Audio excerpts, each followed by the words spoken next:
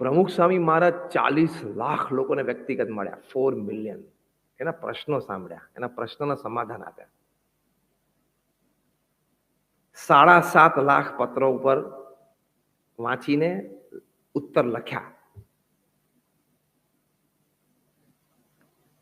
તમે લોકો જે એકદમ ગેજેટ સેવી હશો અને જે નેટ ઉપર બહુ એક્ટિવ હશો અને ફેસબુક ઉપર એક્ટિવ હશો ને, તમે જિંદગીમાં 7.5 લાખ લાઈક નહીં કરી હોય, અંગૂઠા ઊંચા નહીં કર્યા હોય. પ્રશ્નો વાંચીને ઉત્તર લખવાની ક્યાં વાત છે? ખાલી લાઈક કરવાની હોય ને એ તમારા 7.5 લાખ આખી જિંદગીમાં નહીં થાય. આમાં કઈ નથી, આમ જ કરવાનું હોય ખાલી. 3.5 લાખ ઘરોમાં પ્રમુખ સ્વામી મહારાજ જાતે ગયા. દુનિયાના 60 દેશોમાં 18,000 ગામો અને શહેરોમાં જાતે ફર્યા. શું એનર્જીથી કામ કર્યું છે. અને પછી તું સવારના પોરો મોઢું લટકાઈને બેસતો તને શું ચાંદલા કરવાના? આવા મહાપુરુષોના જીવન સામે જોવાનું. મેં તમને મારવાન અટપટ્ટુની વાત કરી, કેટલી પ્રેરણાદાયી વાત છે. પ્રમુખ સ્વામી મહારાજની વાત કરી, કેટલી પ્રેરણાદાયી વાત છે. અને આવડી મોટી સંસ્થા ઊભી કરી. એની વચ્ચે અમને 1300 સંતોને દીક્ષા આપી. એમાં 750 થી પણ વધારે સંતો graduate, post graduate, chartered accountant, doctors અને એન્જિનિયર્સ છે. એમાંથી 150 થી પણ વધારે સંતો બોર્ન અમેરિકન અને બ્રિટિશ સિટીઝન છે. અને એમાંથી 50 થી પણ વધારે સંતો Stanford, Harvard, Carnegie Mellon, Yale, Kellogg જેવી ઇન્સ્ટિટ્યૂટમાં ભણ્યા છે. તમને એમ ના થાય કે નહીં જામ્યું નહીં ફાવ્યું એટલે અહીંયા આવી ગયા.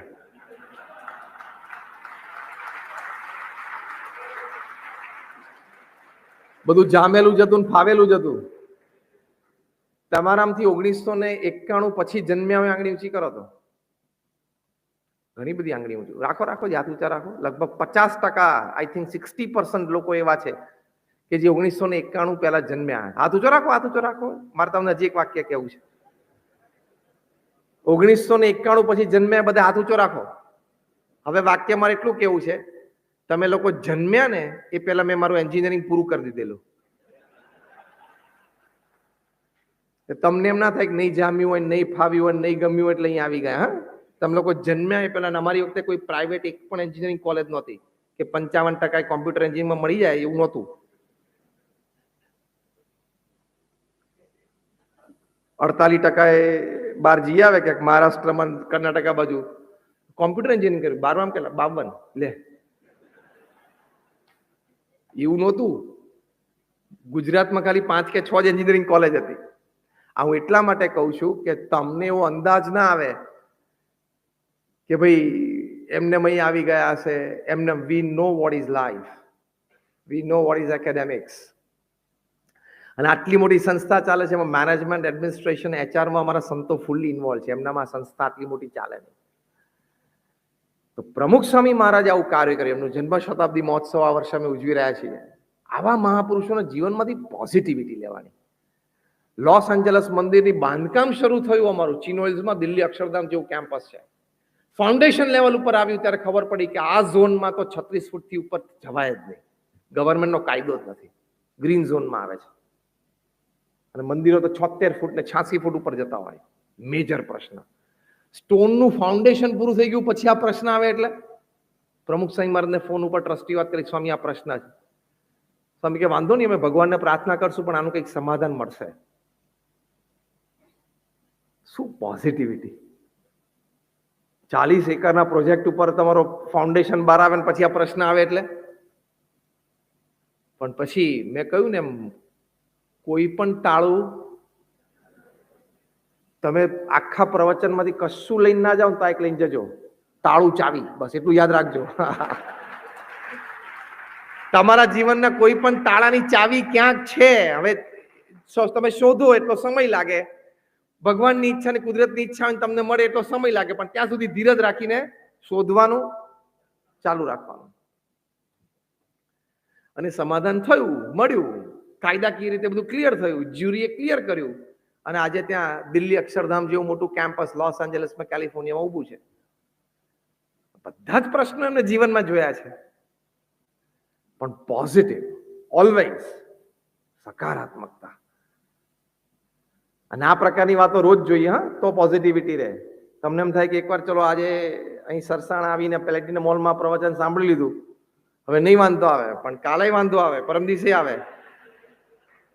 તમે જો વિચારની સ્થિરતા નહીં રાખો, સ્ટેબિલિટી ઓફ યોર માઇન્ડ, એ વિચારને પકડી નહીં રાખો ને, તો નેગેટિવ કઈ ફોર્સ આવશે પાછો આ વિચાર છૂટી જશે. એની માટે રોજ આવી કંઈક વાત સાંભળવી, આવી કંઈક વાત વિચારવી, આવી કંઈક વાત વાંચવી. બહુ જ મોટા મેનેજમેન્ટ ગુરુ છે પીટર ડ્રકર. મેનેજમેન્ટ શબ્દ આપનારા વ્યક્તિ, આપણે જે મેનેજમેન્ટ બોલીએ છીએ ને, એ વ્યક્તિ મેનેજમેન્ટ કોઈન કરનારા વ્યક્તિ પીટર ડ્રકર બહુ જ મોટા મેનેજમેન્ટ ગુરુ છે. ઘણા બધા પુસ્તકો લખ્યા છે. પીટર ડ્રકરને એક વખત પ્રશ્નોત્તરીમાં કોઈ યુવાને પૂછ્યું કે આ મોટિવેશનલ વાતો, પ્રેરણાદાયી વાતો, હિંમત બળની વાતો રોજ સાંભળવાની, રોજ કરવાની, રોજ વાંચવાની? પીટર ડ્રકરે બહુ સુંદર ઉત્તર આપ્યો. એમનો અનુભવ, આવી મોટી વ્યક્તિનો એક અનુભવ કામ કરે. પીટર ડ્રકર બોલ્યા કે સાબુ અને પાણીનો રોજ ઉપયોગ કરવાનો? પેલો કે હા. પીટર ડ્રકર પૂછ્યું કેમ? તો કે પછી આજે ઉપયોગ કરી લીધો સાબુ પાણીનો, આપણે સ્નાન કરી લીધું, સ્વચ્છ વસ્ત્ર પહેરી લીધા, પણ હવે આપણે બજારમાં બધે ફર્યા, લોકોને મળ્યા, તડકો હોય, પરસેવો હોય, ધૂળ ઉડે, શરીર મેલું થાય, પરસેવો થયો હોય, એટલે સાફ તો કરવું પડે ને, એટલે સાબુ અને પાણી રોજ વાપરવા પડે. પીટર ડ્રકર કેમ આજે આ વાત સાંભળી, પાછું આખા દિવસ દરમિયાન નેગેટિવ વાત આવે, કંઈક બેડ ન્યૂઝ આવે, કોક આપણને નેગેટિવ શબ્દ કાનમાં કહી જાય, એટલે કઈ વાત સાંભળીએ, અથવા તો ડિજિટલ મીડિયા તો બધું છે જ, પુષ્કળ નેગેટિવિટી ઊભી કરે એવું, એમાંથી કંઈક જોઈ લીધું, જાણી લીધું, લે આટલો આગળ વધી ગયો, આના વિશે આવા સમાચાર. કોકના પોઝિટિવ સમાચાર સાંભળીને તું નેગેટિવિટીમાં જતો રહે.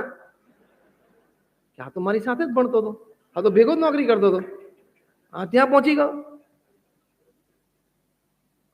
ફૂલ પોઝિટિવ બોલો, અહીંથી પ્રવચન સાંભળીને જાય ને,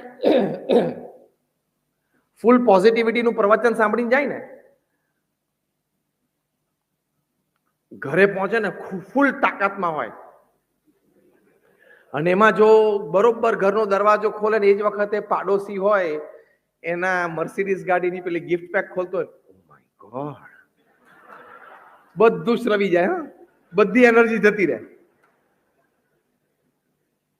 એ વખતે એમના વિચાર આવે કે આ વિલ ઓલ્સો, આપણે પણ કંઈક કરવું છે, આપણે અભિનંદન પાઠવીએ પડોશી તરીકે, વેરી ગુડ, તારી કમાણી, તારી મહેનત અને તારા વિચારો અને તારા અભિગમોથી તો અહીં પહોંચ્યો, વેરી ગુડ, અભિનંદન પ્રેમથી આપીએ, મોટા દિલથી. અને ઘરે જઈને પાછા વિચારીએ પેલી જે પ્લેટિનમ હોલમાં વાતો સાંભળીને એનો ક્યાંક ઉપયોગ કરીને આપણે કંઈક કરવું છે. પણ આવું ન થાય, પેલું નેગેટિવિટી આવે. એટલે પીટર ડ્રકરે કહ્યું કે રોજ ડેઈલી આ વાતો સાંભળવાની, તો એનર્જી રહેશે.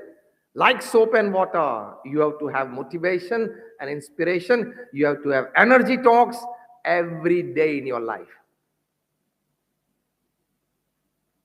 તો આપણને એનો ફૂલ લાભ મળે. એવા એટીટ્યુડથી જીવવાનું.